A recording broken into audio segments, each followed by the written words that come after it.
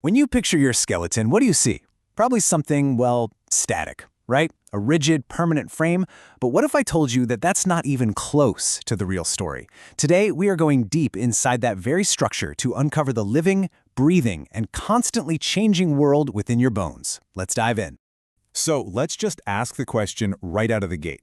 Do you think of your bones as just solid, inert objects that are pretty much the same your whole life? The answer is a resounding not at all. The reality is, honestly, way more incredible. Your entire skeleton is in a constant state of what's called turnover.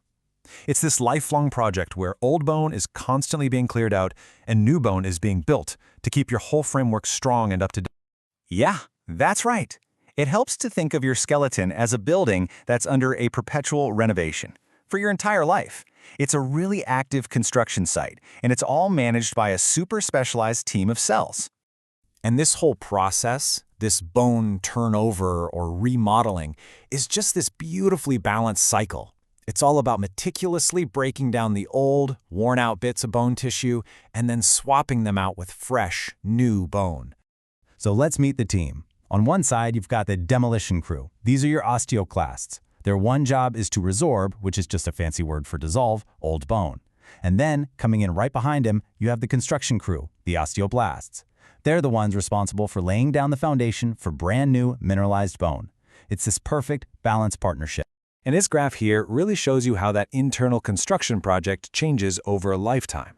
You see, during childhood and through our teens, that construction crew is working some serious overtime, just rapidly building up bone mass. You actually hit your peak bone mass, that's the strongest your skeleton will ever be, right around age 30. But after that, the demolition crew starts to work just a little bit faster than the builders, which leads to a slow, gradual decline. And for women, you can't miss that sharp dip right after menopause. This accelerated loss is exactly why osteoporosis becomes such a major risk. So, what's the main building material for this whole project? Well, it all comes down to the master mineral, calcium. Let's take a quick look at the huge role it plays. Okay, so obviously calcium is absolutely essential for skeletal strength. I mean, it's what makes our bones hard in the first place. But it's also critical for stuff you might not think about, like nerve signals and muscle function. And because it's so vital for so many things, the amount of calcium in your blood is one of the most tightly, and I mean tightly, regulated systems in your entire body. And get this, here's something that might surprise you. Of all the calcium that's just floating around in your blood, only about half of it, that ionized slice of the pie, is actually biologically active and ready for your body to use. The rest is basically in storage, just hanging out, bound to proteins. So to manage the super delicate balance, your body uses a system that works almost exactly like a thermostat in your house. It's constantly checking and making tiny little adjustments to keep your calcium levels in that perfect, very narrow range. The manager of this whole operation is a chemical called parathyroid hormone, or PTH for short. So if your blood calcium levels dip a little too low, your parathyroid glands release PTH. This hormone then sends out 3 key messages. It tells your bones to release a little bit of calcium, it tells your kidneys to hang on to it, and it tells your intestines to absorb more from your food. It's just a brilliant feedback loop, all designed to bring things back into balance. Okay, so we've got this incredible, invisible architecture that's constantly remodeling itself. But how do doctors actually inspect it? How do they peek inside and see what's really going on? Well, doctors have a whole toolkit they can use. They can run blood tests to check your levels of calcium, vitamin D, and those regulatory hormones like PTH. Urine tests can show how much calcium your body is getting rid of.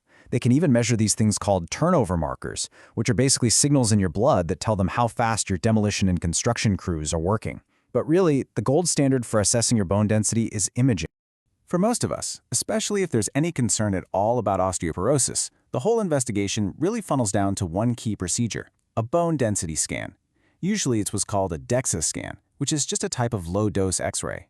And this test gives us a single, crucial piece of data, the T-score. Now, it's really important to get the difference between a T-score and a Z-score. A T-score compares your bone density to the absolute best it can be, the peak bone mass of a healthy young adult. This is the number that matters for diagnosing osteoporosis. A Z-score, on the other hand, compares you to someone of your own age and gender. Think of it more like a peer-to-peer comparison. All right, so you've had the scan, and now you have this number, your T-score. Let's break down what that readout really means for the health of your bones. A T-score is not just some abstract number. It has very real-world consequences. And this quote from the source material makes that crystal clear. For every 1-point drop in your T-score, your approximate risk of having a fracture doubles. Just let that sink in. It doubles. That's a huge deal. A really great way to visualize your result is to think of it like a traffic light. Green means you're in the clear. You have normal bone density.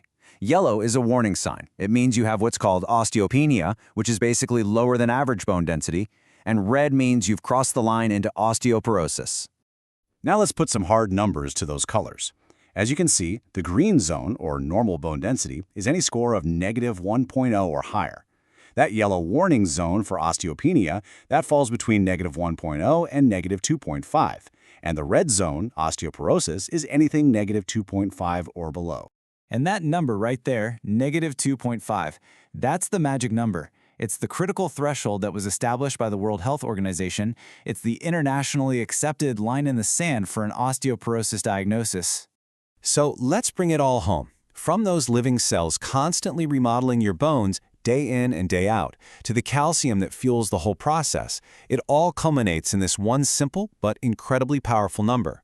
Your T-score is the final readout. It's a data-driven snapshot of the state of your body's invisible architecture. See, understanding your bone health isn't just about memorizing numbers. It's about understanding a really dynamic, living part of yourself. So after seeing how this all works, the final question is a personal one for you to think about. What story are your bones telling?